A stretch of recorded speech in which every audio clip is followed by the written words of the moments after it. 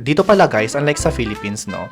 Yun, thrombosis prophylaxis ang tawag doon, yung para ma-prevent natin ang pag-build up ng thrombus. Most patients, lalo na yung mga patients na wala namang blood thinners na malalakas, kagaya ng apixaban, Eliquis, yung mga ganyan, di ba? Meron ang mga pasyente dito laging naka-order standard na Clexane or enoxaparin.